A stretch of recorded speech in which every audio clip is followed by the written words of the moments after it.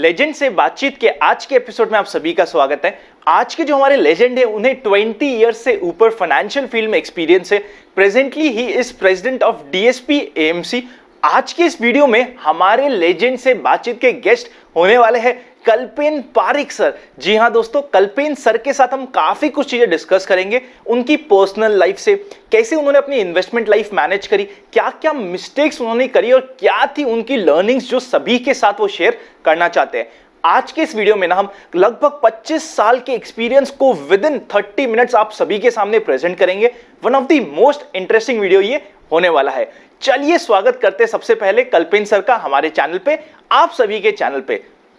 कल्पेन sir, firstly I welcome you on invest Aaj for Kal channel, और invest Aaj for Kal की family में आपका स्वागत है।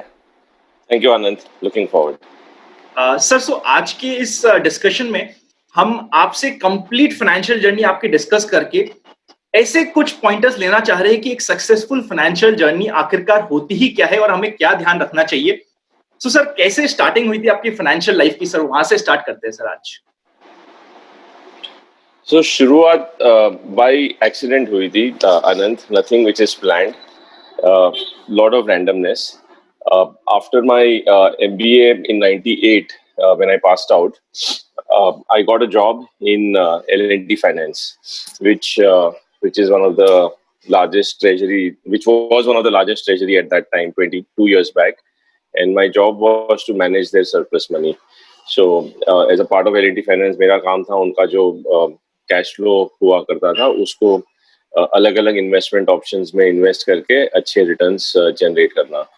एंड उन दिनों में इंटरेस्ट रेट्स 12, 13, 14% हुआ करते थे, तो कुछ नहीं करके अगर सिर्फ गवर्नमेंट ऑफ इंडिया के बॉन्ड्स में पैसा लगा दिया तो आज से 2.5 गुना ज्यादा रिटर्न बन रहा था कभी। और so that was the beginning.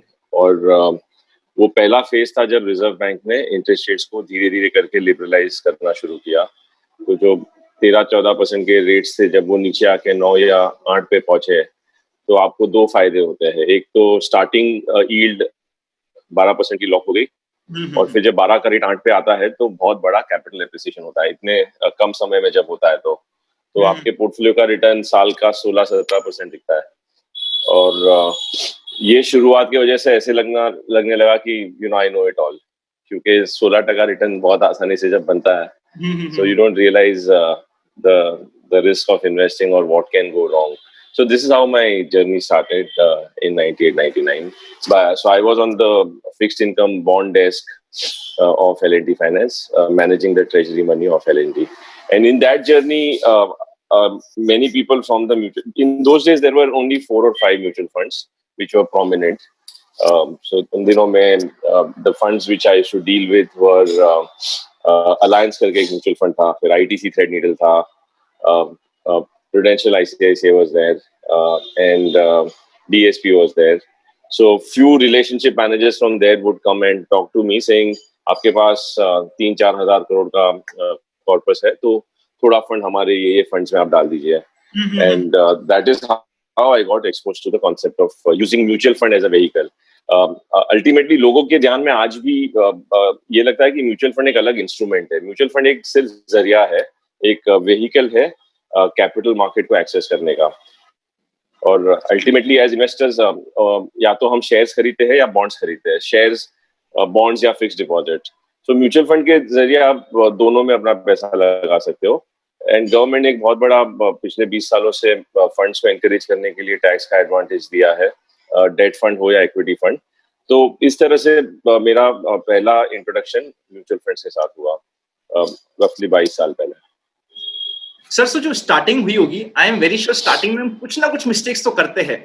कुछ ऐसी मिस्टेक्स जिससे आपने सीखी हो और फिर आगे कभी भी ना करी हो, जो हम भी ध्यान रखें कि यार हमें ये तो नहीं करना at least.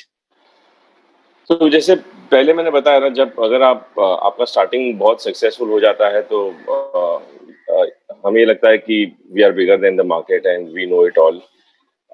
And you can imagine someone who's just passed out from college, actually started as a management trainee, under the guidance of course, seniors in the company. When you get a good run in the first 2 years, ऐसे लगता है कि यही एक तरीका है invest करने का, क्योंकि इस तरीके से पैसा बन गया है। तो सबसे बड़ी गलती आई थिंक मैं ये कहूंगा कि बहुत जल्दी अगर सक्सेस मिलता है अपने पोर्टफोलियो पे, तो हम ये सोचते हैं कि यही एक तरीका है लाइफ लॉन्ग इन्वेस्ट करने का। और हम बाजार में जो साइकिल्स होते हैं, क्योंकि हमने साइकिल देखी नहीं है अभी, तो एक छोटा सा 2 साल का स्क्रीन देखा है हमने। इन्वेस्टमेंट का screen is like a huge movie screen, जबकि हम जो देखते हैं वो मोबाइल के स्क्रीन के हिसाब से होता है। तो वो एक पहला एक्सपीरियंस था। फिर 99 में एक बड़ा वेव शुरू हुआ for Y2K and the whole boom of technology companies world over. Internet had just started and मुझे याद है वो शुरुआत हुई कि और नॉर्मली आपके व्यूअर्स को ये जानना जरूरी है कि नॉर्मली जब फंड्स आते हैं आपके सामने, वो कैटेगरीज बहुत ज्यादा आती है जो करंटली बहुत पॉपुलर होती है। तो उन दिनों में टेक्नोलॉजी फंड्स बहुत पॉपुलर हुए थे, टेक्नोलॉजी स्टॉक्स बहुत पॉपुलर हुए थे। तो पूरी इंडस्ट्री में 8 से 10 नए टेक्नोलॉजी फंड्स लॉन्च हुए और हर दिन स्टॉक्स सर्किट पे हुआ करते थे। तो स्टॉक्स के साथ इवन म्यूचुअल फंड की एनए भी सर्किट पे लगती थी। Oh my God. तो अगेन वो जैन 2000 दिसंबर 2000 के फेज में अगेन यू स्टार्ट फीलिंग कि यहाँ भी पैसा बन रहा है और एक दिन में 8% रिटर्न बन रहा है। आप उसका कॉन्टेक्स्ट देखिए, आज बॉन्ड में शायद 2 साल लगेंगे 100 रुपए को एक स्मार्ट बनाने में, और तब वो एक दिन में 8 रुपया बनता था। तो और पूरे दुनिया में एक बहुत बड़ा वेव था कि Y2K का प्रॉब्लम सॉल्व हो रहा है, Indian companies are playing a very big role, और एक एक्स्ट्रापोलेशन हो जाता है। तो अगर मुझे जवाब देना है, सबसे बड़ी गलती ये थी कि हमने हर उस छोटे दौर में जो हुआ उसको परमानेंटली एक्स्ट्रापोलेट कर दिया। बाजार ने भी वो किया और मैंने भी वो किया कि ये तो इंडिया तो टेक्नोलॉजी को रूल करेगा। इंडिया की छोटी छोटी कंपनीज नैस्डैक पे जब लिस्ट होगी, नैस्डैक के स्क्रीन पे नीचे इंडिया की कंपनीज का नाम आ रहा है, तो ये बहुत बड़ा गेम है और इसमें पैसा लगाना चाहिए। तो हमने फंड्स भी लॉन्च किए जो टेक्नोलॉजी फंड्स थे, और पैसा भी जो भी छोटा बहुत तब सैलरी था, you start investing with that.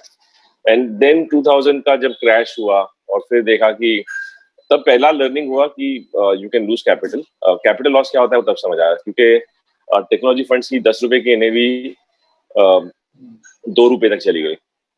तो ये टाइप का लॉस मैंने पहले कभी नहीं देखा था, और ये मेरा पहला एक्सपीरियंस था। थैंकफुली तब की सैलरीज बहुत कम हुआ करती थी और बहुत अर्ली इन द करियर वो एक्सपीरियंस हुआ था। और दूसरा तब लर्निंग ये मिला कि जब 10 का भाव 9 होता है या 8 होता है, डज नॉट मीन वो वहां पे एंड होगा। अभी आज की तेजी में क्या होता है ना, बाजार 10% गिरता है तो सब कैसे बोलते हैं, बाय लो और खरीद लो, सस्ता मिल गया। तो सस्ता कैन बिकम लॉट मोर सस्ता अगर कैटेगरी गलत है या बिजनेस मॉडल्स गलत है। तो हुआ क्या था कि 2 तरह की कंपनीज थी, एक जिनके बिजनेस मॉडल्स ही नहीं थे, कैश फ्लो ही नहीं था, जस्ट क्योंकि कंपनी का नाम टेक था, ऑनलाइन था, तो उसको बाजार स्पेकुलेट करके ऊपर ही अलग ही भाव पे ले जाता था।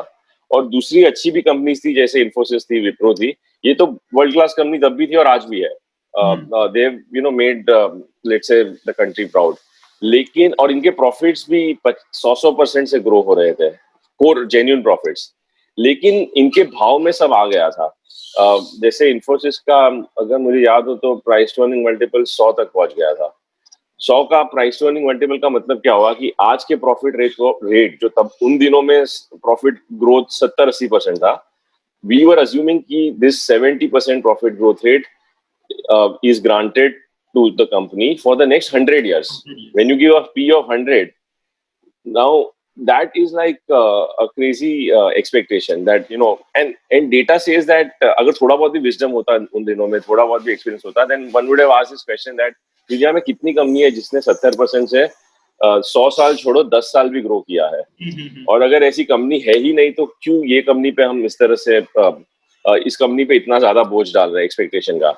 और फिर वही हुआ कि बाजार में ग्लोबली क्रैश हुआ, all.com बबल बर्स्ट। आधे से ज्यादा कंपनी के तो पास बिजनेस ही नहीं था, they didn't have a business model, they just had a name called online, and even these good companies fell, and then they took 7-8 years to get back to their old value. So you first see a huge price correction कि 10 का भाव 2 हो गया, उसके बाद there is a huge time correction. तो जो 100 रुपया आपने अगर दिसंबर में गवर्नमेंट ऑफ इंडिया के बॉन्ड में लगाया होता 12% पे, जिसकी वैल्यू 6 साल में 200 हो जाती, यहाँ पे इन कंपनीज की वैल्यू 100 की 50 हो गई और 50 की 100 होने में और 6 साल लगे। तो आपका एक बहुत बड़ा कंपाउंडिंग का जर्नी कट हो गया। तो कंपाउंडिंग में टाइम मैटर करता है, जितना हर साल आप पैसे को धीरे धीरे आगे बढ़ाते हो, लेकिन ये आगे बढ़ने के बजाय आप 6-7 साल पीछे चले गए, तो लॉन्ग टर्म फाइनल रिटर्न में इससे बहुत बड़ा फर्क पड़ता है। लेकिन अच्छी बात मेरे हिसाब से ये है कि ये लर्निंग बहुत जल्दी मिली और एक दिमाग में एक सोच आई कि हर चीज पे ध्यान रखो कि मंदी हो सकती है, बाजार गिर सकता है, वन में कुछ नहीं होता है। इन्वेस्टमेंट की जर्नी में 2 स्टेप आगे 3 स्टेप पीछे कंपनीज में भी होता है, इकोनॉमी में भी होता है, सेक्टर्स में भी होता है और हमारे फंड्स की एनएवी में भी होता है। तो ये एक बहुत बड़ी लर्निंग थी और जिससे एक दिमाग में सोच आना शुरू हुआ कि क्या माहौल में आपको रिस्क देखना चाहिए और किस माहौल में आपको रिटर्न देखना चाहिए। Like in a cricket match also there are times you are ready कि इस तरह के बॉल पे मैं 4 या 6 मारने की कोशिश करूंगा और इस तरह के बॉल पे मतलब अगर 4 और 6 मारने की कोशिश करोगे तो विकेट तो छोड़ो, खुद इंजर होके वापस आ सकते हो। तो अपने खुद को इंजरी कैसे ना हो ये देखना बहुत जरूरी है। तो these were some of the early learnings. Very true sir. Sir, 3 सबसे इंपॉर्टेंट पॉइंट जो मुझे आपकी लर्निंग्स में मिले, सबसे पहले तो सर रीसेंसी बायस, कि हम रीसेंट को बहुत ज्यादा इंपॉर्टेंस देते हैं तो फिर वो हमारे लिए बैकफायर करता है। सेकंड इज कि sir market can become irrational, जैसा कि आपने कहा। और थर्ड इज कि हर बॉल पे छक्का नहीं मारना। तो ये 3 लर्निंग तो मेरे लिए भी हमेशा काम आने वाली है। सर, ये हमने कुछ बात करी शायद आपकी मिस्टेक्स की। Sir, I am very sure जहां पे आप है आज, तो आपने बहुत सारे मिस्टेक्स के साथ उससे ज्यादा अच्छे काम भी किए होंगे या कुछ अच्छे स्टेप्स भी लिए होंगे। तो वो बेस्ट मूवमेंट क्या था जिसकी वजह से आपकी वेल्थ क्रिएशन हुई हो? सी टू बी ऑनेस्ट, इस एक्सपीरियंस के बाद जब 3-4 साल के बाद थोड़ा बहुत कैपिटल वापस शुरू हुआ, स्क्वायर वन पे, जीरो पे आके धीरे धीरे फिर दूसरी बहुत बड़ी तेजी हुई 2003 से 2008 की।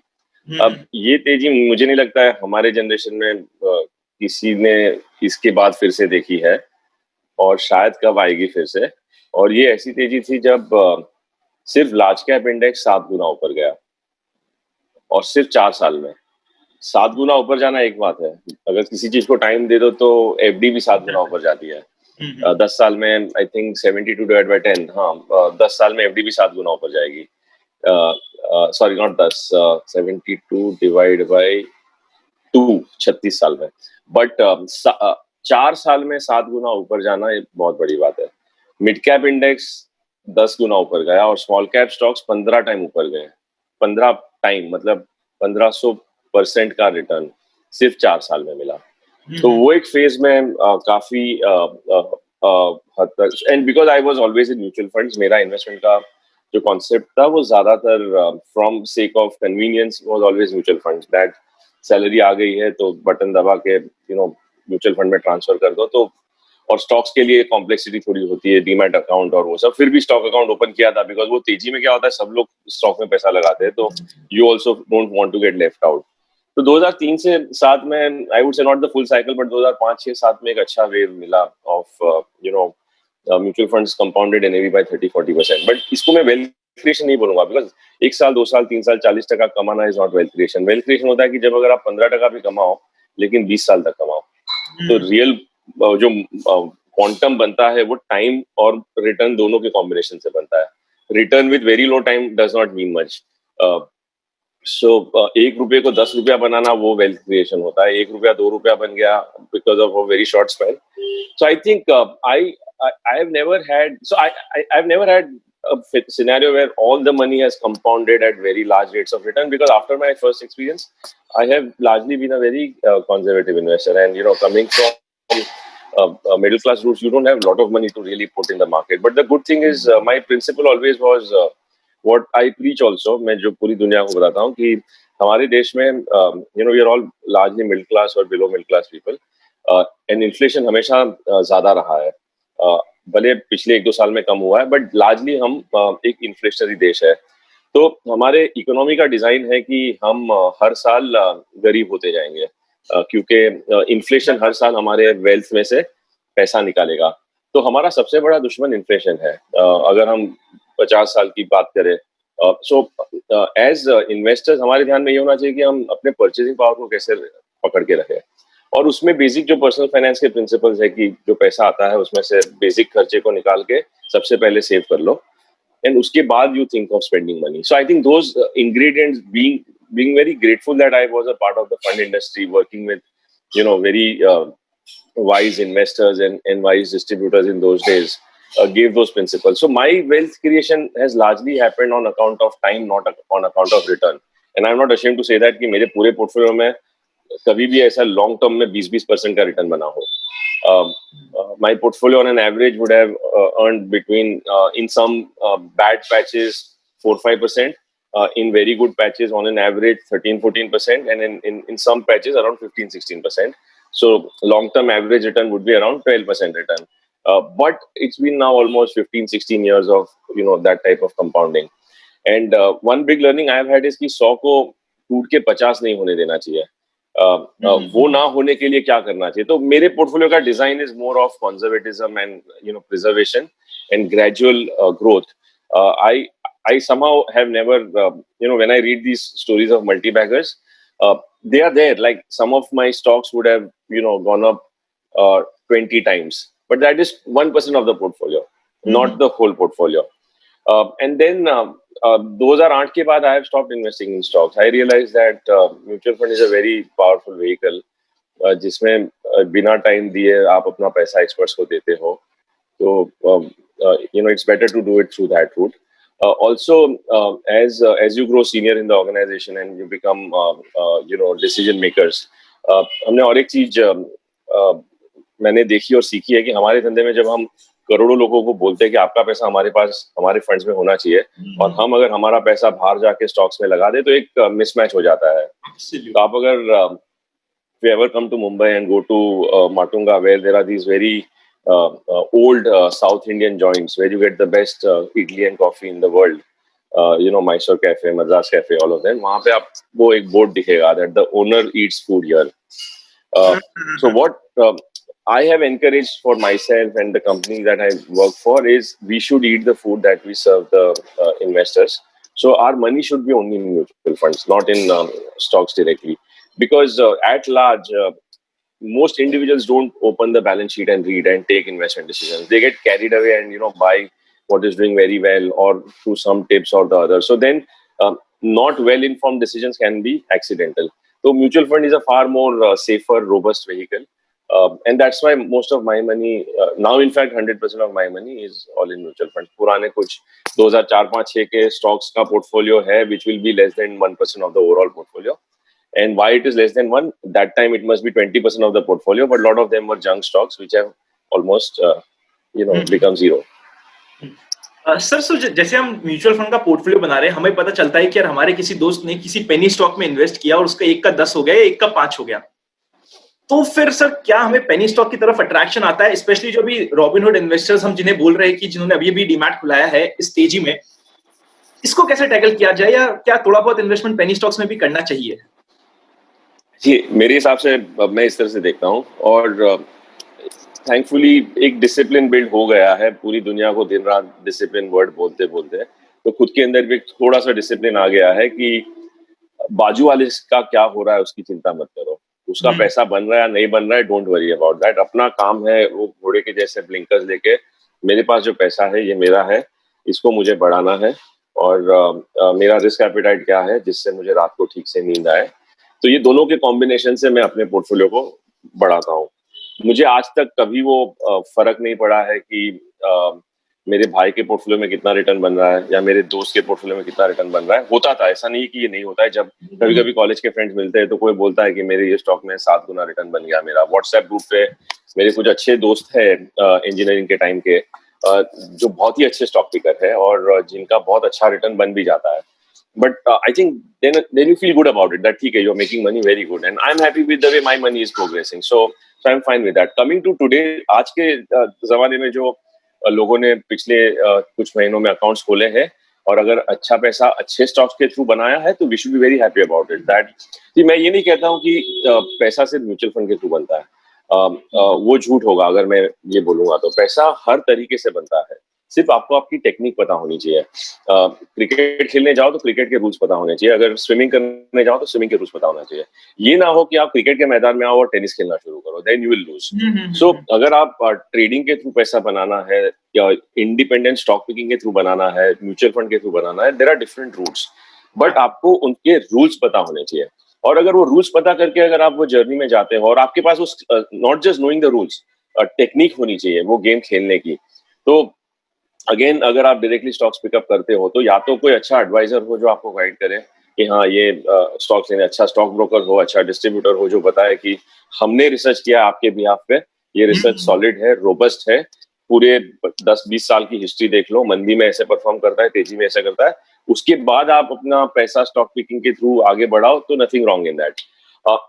We'll have to wait and watch कि इस साइकिल में जो लोगों ने पैसा लगाया है उसमें कितना पैसा अच्छे स्टॉक्स में लगा है, कितना पैसा बुरे स्टॉक्स में लगाया है, और जब साइकिल टर्न होगी तब लोगों को एक एक्सपीरियंस होगा कि अगर नुकसान होता है, see everyone learns from errors, everyone learns from mistakes, and I think likewise when I've learned from mistakes, so you can't avoid mistakes.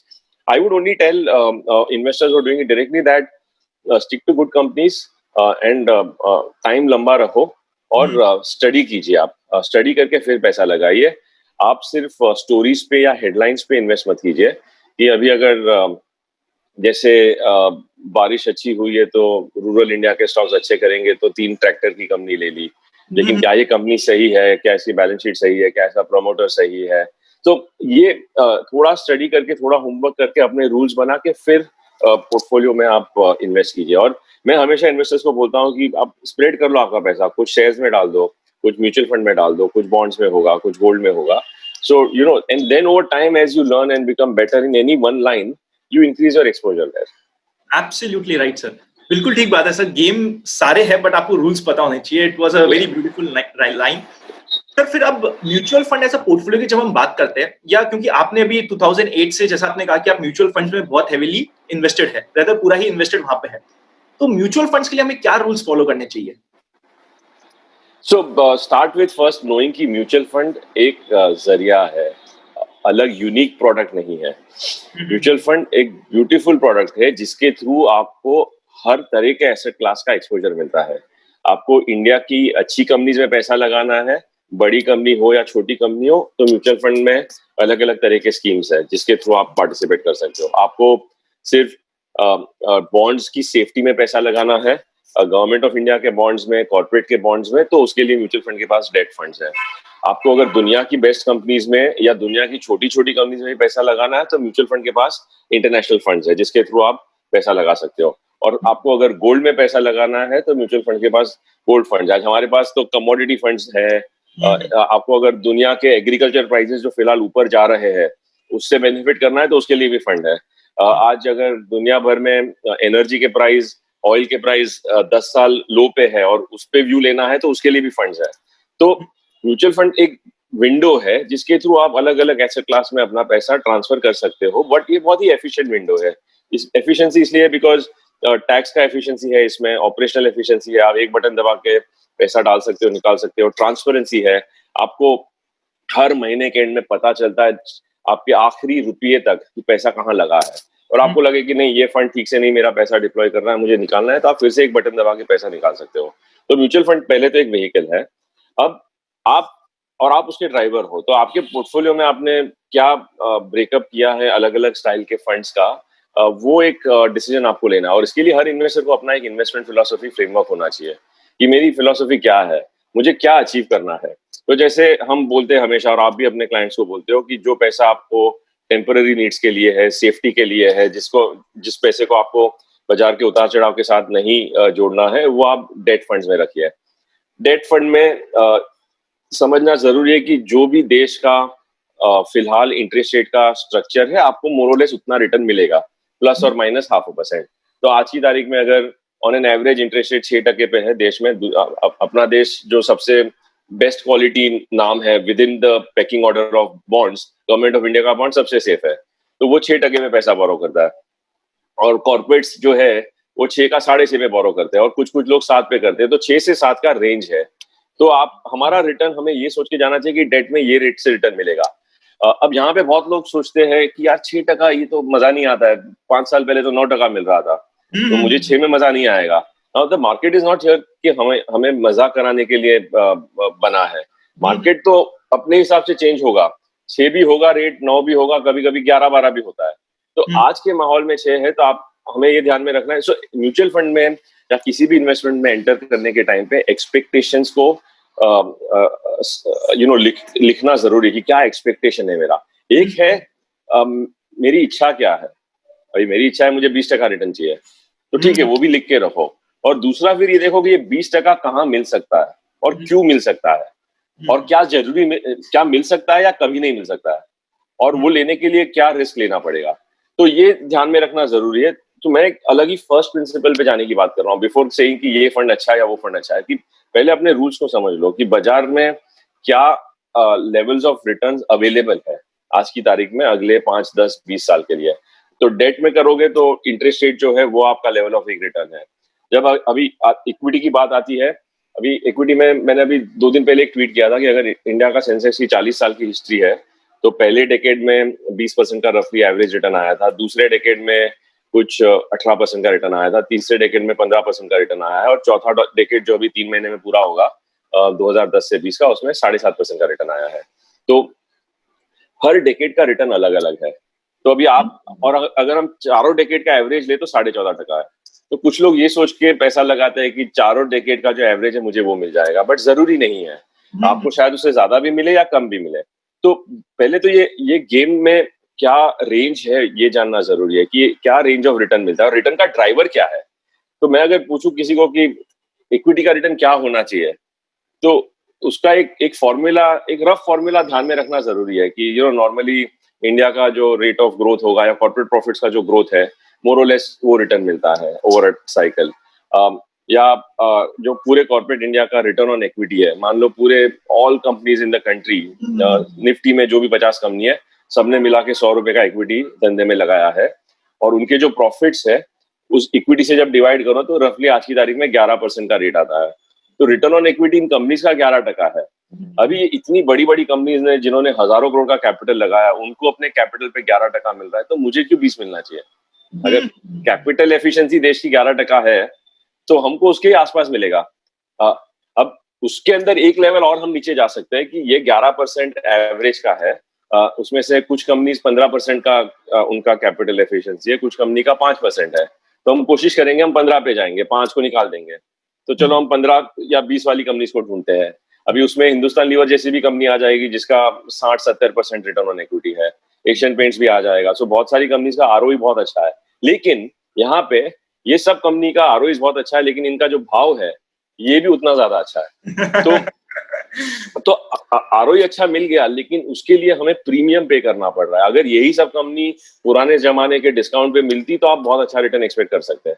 लेकिन आज हुआ क्या है कि ऐसी कंपनीज बहुत कम है और सबका पैसा उन कंपनीज के पीछे जा रहा है, तो इसलिए इनका जो भाव है वो प्रीमियम पे है। तो आप कोई भी चीज प्रीमियम पे खरीदोगे तो आगे का रिटर्न थोड़ा कम होगा, और डिस्काउंट पे खरीदोगे तो ज्यादा होगा। तो नॉर्मल स्टेडी स्टेट में जब आप बाजार में आते हो अच्छी कंपनी से पैसा, अच्छी कंपनी हमेशा महंगी होती है, वो कभी सस्ते में मिलती नहीं है। आपको आईफोन के भाव पे मिलेगा, वो सस्ते में तो मिलेगा नहीं।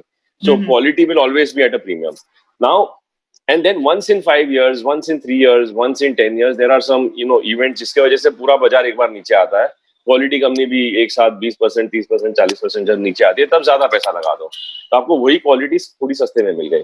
तो डेट में prevailing interest rate is your expected range of return, equity में रफली the ROE of the country with some combination of valuation is your expected rate of return जो आपको मिलना चाहिए। अब ये दो को ध्यान में रख के फिर आप अपना तीसरा डायमेंशन अपना खुद का डायमेंशन है कि मेरा टाइम होराइजन क्या है और मेरा एपेटाइट फॉर रिस्क क्या है। अगर बाजार 20% गिर गया, कुछ भी उतार चढ़ाव हुआ, हेडलाइन आ गई, तो मैं किस तरह से बिहेव करूंगा। अगर मेरा बिहेवियर पैनिक का होगा तो मैं बोलूंगा इक्विटी में कम इन्वेस्ट कीजिए, इक्विटी फंड्स में। अगर आपका बिहेवियर स्टेबिलिटी का होगा तो मैं बोलूंगा फिर फर्क नहीं पड़ता है, ज्यादा कर सकते हैं इक्विटी में। तो उसके हिसाब से हमें डिसाइड करना है कि हमारा पोर्टफोलियो क्या होना चाहिए। और दूसरा मेरा एक रूल है, मैं कोशिश करता हूँ कि जब बहुत गर्मी होती है मार्केट में, जब सब लोग एकदम एक्साइट हो जाते हैं, बाजार में लाइन लगा के खड़े होते हैं, तो मुझे आदत नहीं लाइन में खड़ा रहने की। तो मैं बोलता हूँ कि आप सब लोग ठीक है खड़े रहो लाइन में, हम तब तक ऐसे टाइम पे फिक्स इनकम में वेट करेंगे आराम से, भले 5-6% मिल रहा है, थोड़ी ये लाइन कम हो जाए तब आप पैसा यहाँ शिफ्ट कर लेना। तो हर 4-5 साल में एक साइकिल आती है जब बाजार की गर्मी थोड़ी कम हो जाती है, हेडलाइन जब थोड़ी थोड़ी नेगेटिव होती है, तो एक बड़ा करेक्शन मिल जाता है, तब ज्यादा पैसा लगा दो। So my approach personally, if you ask me, my broadly very simplistic thumb rule is, at large 15 debt and 15 equity broadly, इस तरह से मैं स्प्रेड करके रखता हूँ। और जब मंदी का माहौल होता है तो जो इक्विटी का 50 है इसको मैं 70 की तरफ ले जाता हूँ, और जब बहुत ही तेजी होती है और जब रिटर्न्स बहुत अच्छे हैं पिछले 3-4 साल के, तो मैं ये 50 को मैं 30-35 की तरफ ले जाता हूँ। फॉर एग्जाम्पल, जब जैसे मैंने बताया कि अगर मेरा एक रिटर्न एक्सपेक्टेशन ये है कि आरओईज अगर 15% के है हमारे पोर्टफोलियो के, तो मुझे on an average long term में 15% मिलना चाहिए। बट अगर पिछले 5 साल का एनएवी ग्रोथ पर एनम 30% हो गया है, which is 2x of what the inherent return should be, which mean बहुत महंगा हो गया है। तो ऐसे टाइम पे थोड़ा पोर्टफोलियो रीबैलेंस करके सेफ्टी ऑफ डेट में आप एलोकेट कर दीजिए। अभी ये मैं खुद कर सकता हूँ because I run a mutual fund, I am involved every day, but for lot of investors it's not easy to do it, क्योंकि ये रीबैलेंसिंग में टैक्स लगता है, कॉस्ट लगता है, all of that. So for investors, we always recommend that, if you're a first-time investor, start with hybrid funds. Start with the erstwhile balance funds, जिसमें 70 रुपया equity होता है, 30 रुपया डेट होता है। So in a way, they are conservative equity funds. पूरा का पूरा इक्विटी में नहीं है। जब बाजार में हर 2 साल में आप दूसरा डेटा देखें कि आप सेंसेक्स को पिछले 40 साल के लिए प्लॉट करके देखो, हर साल मिनिमम 7% और मैक्सिमम 50% का करेक्शन हुआ है हर साल। तो क्या होता है कि ये जो डेट का क्वेश्चन है, या ये पोर्टफोलियो मैनेजर उसको फिर से इक्विटी में रीइन्वेस्ट करके थोड़ा करेक्शन का एडवांटेज लेता है। तो ये अलग अलग तरीके हैं। सो पर्सनली, जैसे मैंने बताया, आप चॉइस है इक्विटी फंड और डेट फंड की। और पिछले 5-6 साल में और एक रियलाइजेशन हुआ है कि सिर्फ होम कंट्री बायस नहीं होना चाहिए। थोड़ा दुनिया भर के best products, best technology India के बाहर से भी बनती है। इंडिया में बहुत अच्छी कंपनीज है कुछ सेक्टर्स में, बट कुछ सेक्टर्स ऐसे हैं जिसमें वो सेक्टर ही इंडिया में नहीं है, या उस सेक्टर में कंपनीज ही इंडिया में प्रेजेंट नहीं है। तो अगर उन कंपनीज का भी बेनिफिट लेना है, तो ग्लोबल डाइवर्सिफिकेशन इंटरनेशनल फंड के थ्रू आपको वो भी एक डाइवर्सिफिकेशन मिलता है। तो आज की तारीख में उस तरह से मैंने पोर्टफोलियो को 4 बकेट में ब्रेकअप किया है: Indian equity funds, Indian date funds, global funds and gold, ये चारों के कॉम्बिनेशन में। तो ये जो मेरा पोर्टफोलियो, ये कभी मर्सिडीज के जैसे भागेगा नहीं, इसका कभी भी ब्लॉकबस्टर रिटर्न नहीं होगा, बट ये इसका एक्सीडेंट मोर और लेस कम होगा। ये मेरा stable portfolio, and I am a person who doesn't like too many accidents in the portfolio. But doesn't mean this should be the ideal portfolio. Someone else can say that, at my life stage, I have, time on my side. I have the ability to take longer risk or larger risk. I want to increase my weights in one particular asset class very aggressively. So with a considered view, her investor को अपने हिसाब से वो decision लेना चाहिए। Sir बिल्कुल ठीक बात है। सर इसमें एक जो प्रॉब्लम हमें पर्सनली फेस होती है, बिकॉज क्लाइंट से जब भी हम डील करते हैं, और वो एक बड़ा इंटरेस्टिंग क्वेश्चन भी है, म्यूचुअल फंड सही है, ये हमें जस्टिफाई करने में रफली 20 साल बाद ये टैगलाइन आई कि म्यूचुअल फंड सही है, बट अभी भी इस पे कई क्वेश्चंस आ जाते हैं। जब सपोज करिए मेरे पास एक म्यूचुअल फंड भी पोर्टफोलियो भी, मैं ट्रेडिंग भी कर रहा हूँ, दोनों बिल्कुल सही है, बराबर। ट्रेडिंग में किसी महीने मुझे 5% रिटर्न आ गया, उस महीने म्यूचुअल फंड ने मेरे को 1% ही रिटर्न दिया या आधा टका ही रिटर्न दिया किसी भी कारण से, बिकॉज मे बी मेरा सिलेक्शन सही हो गया, जो भी रीजन हुआ, बराबर। दिमाग में वापस से क्वेश्चन आता है, क्या एक्चुअली म्यूचुअल फंड सही है? इससे अच्छा तो मैं खुद कर रहा हूँ, तो क्यों ना मैं पूरा का पूरा ही खुद कर लूं? इसको कैसे जस्टिफाई करें? अभी इसमें I think late data justify, क्योंकि हमारे तरफ से अगर मैं बोलूंगा म्यूचुअल फंड, मैं तो मानता हूँ म्यूचुअल फंड सही है, क्योंकि मेरा 100 का 100 रुपया मेरी सैलरी पिछले 10 साल से मैंने एक भी स्टॉक नहीं लिया है, हर रुपया म्यूचुअल फंड में गया। तो मुझे तो म्यूचुअल फंड सही है टैगलाइन की भी जरूरत नहीं है इस विश्वास को बताने के लिए, क्योंकि पूरा पैसा उसी में है, पूरे फैमिली का पैसा भी म्यूचुअल फंड में है। बहुत बार पिताजी भी बोलते थोड़ा डाइवर्सिफाई करो, बट मुझे पता है कि मेरे लिए ये सही वेहिकल है। लेकिन मेरा कन्विक्शन जरूरी नहीं है मेरा और आपका कन्विक्शन इन्वेस्टर के दिमाग में हो जरूरी नहीं है, सबके अलग अलग बिलीफ सिस्टम है। मैं जैनिज्म में मानता हूँ, डजंट मीन बाजू वाला भी जैनिज्म, उसका भी एक हर आदमी का एक बिलीफ सिस्टम है। और देखिए, ये दुनिया में किसी को पता नहीं है ये बिलीफ सिस्टम का एंड गेम क्या होता है। आज मुझे भी नहीं पता है कि after death is there life again, is there heaven, but हम एक बिलीफ सिस्टम के भरोसे चलते हैं। तो इन्वेस्टिंग के भी अलग अलग टाइम पे बिलीफ सिस्टम होते हैं। तो कुछ टाइम ऐसा होता है जब बाजार में इतनी गर्मी है कि आप 5 स्टॉक ले लो, उसमें बहुत पैसा बन जाता है। तो ये टाइम पे डायरेक्ट स्टॉक सही है, becomes a good belief system, अगर ये कुछ साल तक चला। बट फिर एक ऐसा दौर आएगा जब बाजार में मंदी होगी और डायरेक्ट स्टॉक्स में बहुत नुकसान होता है, बट म्यूचुअल फंड में कम नुकसान होता है। तब फिर से एक स्टोरी बनेगी कि म्यूचुअल फंड सही है। अब इन्वेस्टर को भरोसा आएगा अपने खुद के एक्सपीरियंस से और डेटा से। तो अगर आप डेटा के साथ दिखा सकते हो, मान लो जो भी आपके इन्वेस्टर्स हैं जिन्होंने स्टॉक्स में अच्छा रिटर्न बनाया है, अगर आप उनके हर महीने के स्टॉक्स के रिटर्न्स दिखा के अगर कंपेयर करो कि आपका हिट रेट क्या है, आप अगर 60 महीने से इन्वेस्ट कर रहे हो या मान लो 24 महीने से कर रहे हो, तो 24 महीनों में कितनी बार आपके स्टॉक पोर्टफोलियो ने बाजार को, सिर्फ निफ्टी को बीट किया, फॉरगेट म्यूचुअल फंड, बेंचमार्क को भी कितनी बार बीट किया। और अगर आप देख रहे हो कि हाँ 24 out of 24 he is doing a better job, then आप उसका सीवी मेरे पास भेज दो, maybe is a very good stock picker genuinely. So there will be some people who have a knack of picking good stocks. There is no point in debating कि हाँ आप अच्छा कर रहे हो और आप अगर अपने हिसाब से पोर्टफोलियो बना के प्रोग्रेस कर सकते हो तो करते रहो। But let me tell you कि ये गेम में डेटा ये दिखाता है कि 100 इन्वेस्टर में से शायद 1 या 2 है जो बाजार को बीट करते हैं अपने स्टॉक सिलेक्शन से। अगर आप इंडिया की जितनी भी कंपनीज में पार्टिसिपेशन ऑफ रिटेल इन्वेस्टर्स देखोगे, तो जितनी कंपनी छोटी है या वीकर है उसमें रिटेल पार्टिसिपेशन ज्यादा है। और उन कंपनीज का स्टॉक रिटर्न अगर आप देखोगे तो 10 साल 20 साल तक उनका एवरेज रिटर्न 0, 2, 3, 4% है, जबकि बाजार का रिटर्न 8 से 10% है और सक्सेसफुल फंड का रिटर्न 10 से 12% है। तो यहाँ पे फिर वो डेटा के साथ हमको समझाना पड़ेगा लोगों को। और अब ये डेटा भी ग्लोबल डेटा है, पूरी दुनिया का, मतलब सब इन्वेस्टर का एवरेज डेटा है। हर इन्वेस्टर को अगर हम उसके डेटा के साथ कंपेयर करके दिखाए कि आपके पोर्टफोलियो के 25 स्टॉक्स के रिटर्न क्या है और उसके सामने म्यूचुअल फंड के 40 स्टॉक्स के रिटर्न एक ही एनएवी में उसका रिटर्न क्या है, ये दोनों को आप कंपेयर करके देख लो क्या है, that I think will be a better way. So I personally believe that हमारे काम में हमें एविडेंस को ज्यादा लाने की जरूरत है।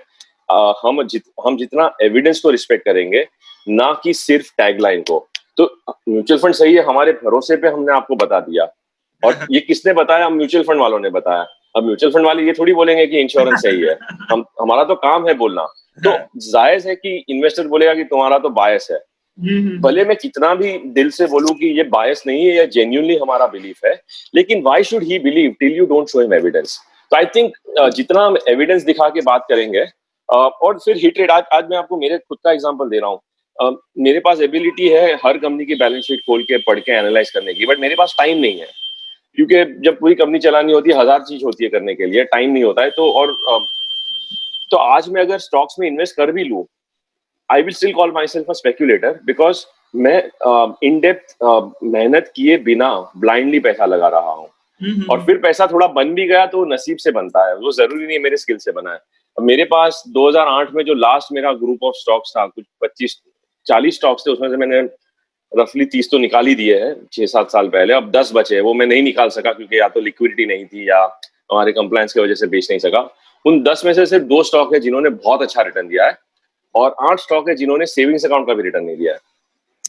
क्योंकि स्टॉक सिलेक्शन में क्या होता है, हम हर साइकिल के हीरो को खरीदते हैं, फिर जब साइकिल टर्न मारती है हम इसको पकड़ के रखते हैं। एक कॉन्सेप्ट है इन्वेस्टिंग में कॉल्ड लॉस एवर्जन। हमको अगर स्टॉक ने लॉस दिया है, 100 रुपए का स्टॉक अगर 70 पे आ गया, तो हमें आशा होती है कि वापस 100 पे आएगा, तो पता ही जाएगा। लेकिन ये पिछले साइकिल का हीरो है, ये टेस्ट मैच के जमाने का अगर हीरो है, और आज T20 का गेम चल रहा है, तो आज आपको पोलार्ड की जरूरत है शायद, and not necessarily some hero of the last cycle. I'm not saying that was wrong then. It was right then. But so either you become a very savvy investor to keep changing with the times and have some rules कि what type of companies will I have. And I think अभी एक research पढ़ा था मैंने जो बताता है कि दुनिया भर में, पूरे दुनिया के अगर हजारों स्टॉक्स को आप इकट्ठा करो, तो less than 10% stocks really have beaten the benchmark. Most of the money has been made only by less than 10% stocks, which means 90% of companies don't generate better than benchmark returns. So each investor has to ask, मेरे पास ऐसी क्या skill set है कि मैं वो 10% को ढूंढ पाऊंगा? है तो बिल्कुल करो, म्यूचुअल फंड का कॉस्ट भी बचा लो, 100% go and do it. But अगर नहीं है तो अपने पैसे के साथ खेलो मत। मेहनत की कमाई है, सीखो और फिर करो, बट ब्लाइंडली मत करो। That is my, it's like playing 3 पत्ती मैन। एब्सोल्युटली राइट सर, मैं भी यही बिलीव करता हूँ कि हमें दोनों पोर्टफोलियो रखने चाहिए, बट दोनों के रूल्स अलग है, उस रूल्स के साथ हमें वो मेंटेन करना चाहिए। सर अब इस हमारे So Anand, I'll just add one more comment to that. A lot of my friends tell me that don't assume we are fools and tell us that all investing other than mutual fund investing is stupid investing, and I think that is something we should be aware of. So, which is why I'm saying कि data के साथ proof करके decision लेना बहुत जरूरी है versus just saying that because we are in the business of mutual fund ही सही है। हमने क्या बोला है? म्यूचुअल फंड सही है, हमने ये नहीं बोला है म्यूचुअल फंड ही सही है। और दूसरा एक पॉइंट मुझे ऐड करना है कि मैं तो खुद को ये बोलता हूँ कि चलो म्यूचुअल फंड सही है, स्टॉक सही है, बॉन्ड सही है, वो तो बात की बात है। सबसे पहला सवाल ये, क्या एज एन इन्वेस्टर मैं सही हूँ? क्या मेरे पास, अगर क्रिकेट के मैदान में मैं जा रहा हूं तो मेरे पास क्या टेक्निक है? Am I a good bowler, batsman और an all-rounder? And if I am not, even if the opposing team is weak, I will still not succeed. So क्या मैं सही हूं as an investor also is a dimension that we need to learn and ask ourselves in the journey of becoming better investors. Sir so यहाँ पे तो बिल्कुल एक ऐसा क्वेश्चन दिमाग में आया, वो आपकी लाइन से आया है। सर क्या मैं सही हूँ, ये जज कैसे किया जाए as an investor? I think again, you see, all these judgments come with time and experience and data and reflection. So you have to keep looking at your own returns and your own decisions. So 99.9% people don't do it either because of lack of time or lack of discipline. मेरा एक बहुत बड़ा observation है कि अगर आज मैं अपने भाई के पास, पिताजी के पास, दोस्त के पास या किसी इन्वेस्टर के पास जाके बोलता हूँ कि आपका पैसा म्यूचुअल फंड में इन्वेस्ट होना चाहिए, मेरे हिसाब से ये 4 फंड आपके लिए अच्छे हैं, आप इसमें इन्वेस्ट कर दीजिए, तो क्या करते हैं इन्वेस्टर? सबसे पहला सवाल होगा कि कितना रिटर्न बनेगा। और जो चीज की सर्टेनिटी नहीं है उसके ऊपर ज्यादा ध्यान देते हैं, क्योंकि रिटर्न की सर्टेनिटी किसी चीज में नहीं है, किसी स्टॉक में भी नहीं है, बट फिर भी ज्यादा ध्यान उस पर देते हैं। बहुत सारा रिसर्च होता है कि रिटर्न किसका ज्यादा अच्छा है, किसने 1 साल में, 3 साल में, 5 साल में, 10 साल में, अलग अलग एंगल से हम रिटर्न को एनालाइज करते हैं। है तो एक छोटी सी बात, पर उसके लिए हम बहुत सारा मेहनत करते हैं। तो बहुत सारा रिटर्न का एनालिसिस करके फिर हम पैसा लगा देते हैं। फिर हम अलग अलग टाइम पे करते हैं पैसा, 5 अलग स्कीम में होता है, 5 अलग एसआईपी में होता है। बट एक बार पोर्टफोलियो बन गया, उसके बाद अगर आप पूछो किसी को कि आपके फंड का रिटर्न क्या है, आप शायद आपके भी इन्वेस्टर के साथ एक सर्वे कर सकते हो कि बिना आपका मोबाइल ऐप देखे क्या आपको आपका पोर्टफोलियो का रिटर्न पता है? मोस्ट पीपल विल से नहीं पता है, बिकॉज एक बार लग गया तो ज्यादा ध्यान कोई देता नहीं है। तो जिसको आप पैसा लगाने के पहले इतना महत्व देते हो, पैसा लगाने के बाद तो आप भूल ही जाते हो उसको। तो एक बहुत बड़ी आयरनी है। So to know whether you are a good investor or not, once in a year, it is important to review your approach, your mistakes and successes, and how is your portfolio progressing. So how do I judge myself as a good investor? I ask this question that if I would have not applied my own thinking, if I had not taken advantage of my own funds and schemes, ये सब छोड़ के मेरा पैसा क्या करता? Alternate history क्या होती मेरे पैसे की? मेरे पैसे की alternate history क्या होती? या तो ये बैंक एफडी में पड़ा होता, या सेविंग्स अकाउंट में पड़ा होता, या मैंने निफ्टी मेरे लिए एक बेंचमार्क है, because Nifty is a very large benchmark to constantly compare. तो अगर एवरेज रिटर्न पिछले 5 साल में निफ्टी का अगर 10% है इक्विटी का, और मेरे इक्विटी कंपोनेंट का रिटर्न अगर 10 से कम है, तो मैंने ठीक काम नहीं किया है, क्योंकि बिना कोई मेहनत के मैं निफ्टी खरीद सकता हूँ। आज इंडेक्स फंड है, हमारे इंडेक्स फंड में मैं सीधा पैसा लगा सकता हूँ। निफ्टी का अगर बाजार का 10% रिटर्न है, तो शायद थोड़ा खर्चा निकाल के मेरा 9.5% बन सकता था। बट अगर मेरे पोर्टफोलियो ने 8% दिया है, so then I need to revisit that. Am I doing things right? Or let me give my money to Nifty only and manage money. So that is one way of benchmarking. So having some benchmarks becomes very important. That what are the broad benchmarks to compare for various asset classes, for debt, for equity, and likewise. And then once in a year, compare your holding period returns, and then have a look at it. The second way to ask whether you're a good investor or bad investor is first is to define what is a good investor. So if you as an advisor can write down the rules of good investor, I'm very influenced by someone who I've learned a lot from. There's this guy called Vishal Khandelwal. He runs a very successful blog called Safal Niveshak. तो उसने उस पे investor manifesto लिखा है कि अच्छे investor की definition क्या है। तो कुछ 10-12 चीजें लिखी है उसमें। So you can create your own manifesto. First of all, अच्छा इन्वेस्टर होता क्या है? It's like, what is a good human being? We all know what is a good human being, who will do no harm to others, who will, largely speak the truth, who will lead a good life.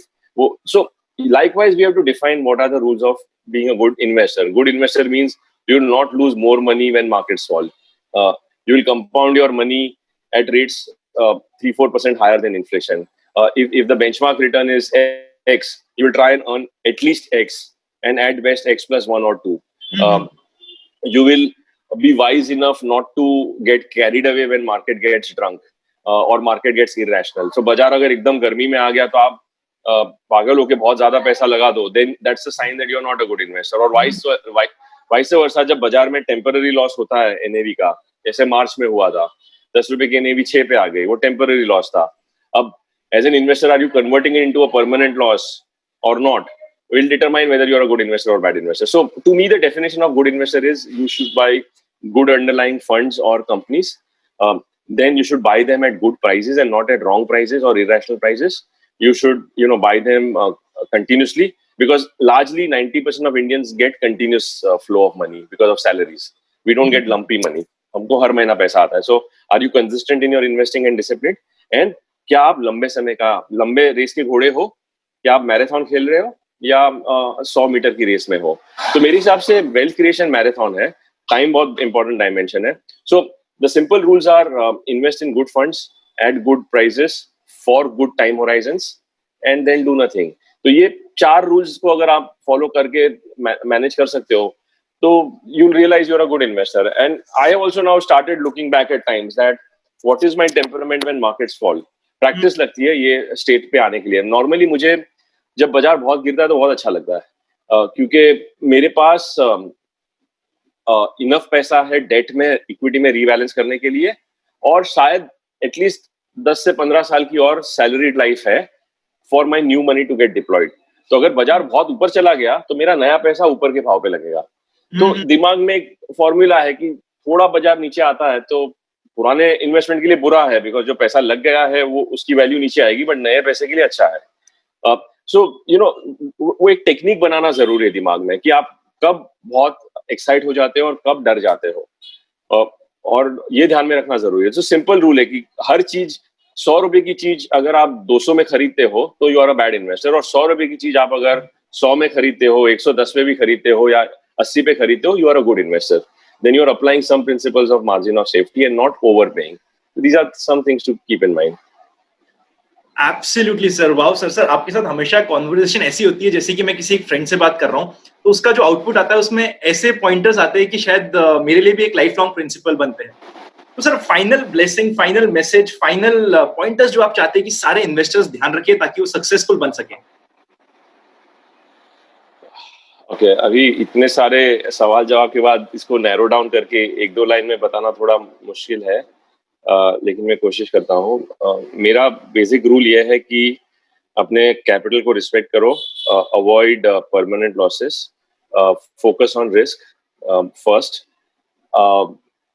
I would give only one message कि जब invest करते हैं तो normally हम पूछते हैं कि कितना रिटर्न बनेगा. स्टार्ट बाय आस्किंग कितना पैसा कम हो सकता है. Look for worst case returns before investing always.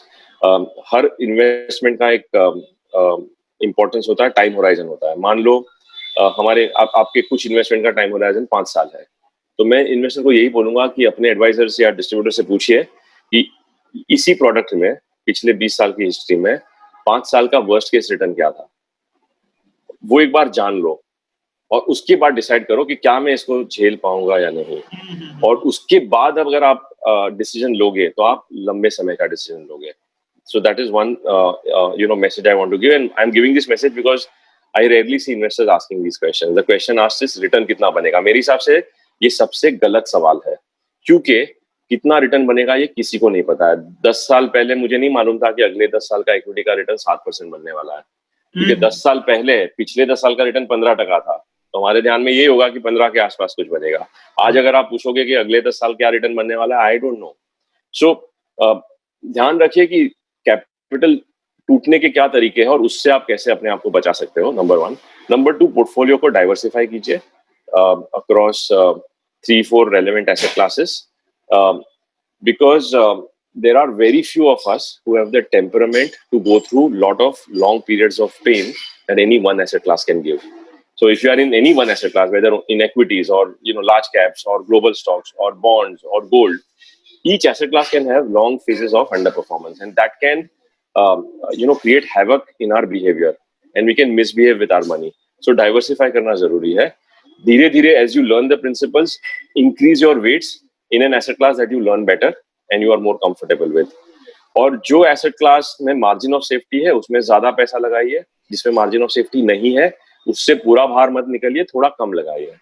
I think these are the 3 principles in very short. Know your risk before investing, diversify, and then overweight, knowing margin of safety कहाँ ज्यादा है. इसको थोड़ा मैंने कॉम्प्लेक्स लैंग्वेज में बताया. I will ask you to convert it into an easy language. No sir, मजा आ गया सर. आपने तो ऑलमोस्ट अपने सारा कंप्लीट 30 इयर्स के ऊपर का एक्सपीरियंस 30 मिनट्स में शेयर कर दिया. I think it will be very useful for all of us. Even मेरे लिए भी बहुत एनरिचिंग रहा ये discussion. Thank you so much sir कि आपने इतना टाइम दिया और हमसे इतना डिस्कशन किया और हमसे अपनी पूरी लाइफ जर्नी शेयर करी. Means a lot. Thank you, Anand. Always pleasure talking to you. Thank you very much for inviting me. Thank you sir. Have a nice day. Thanks.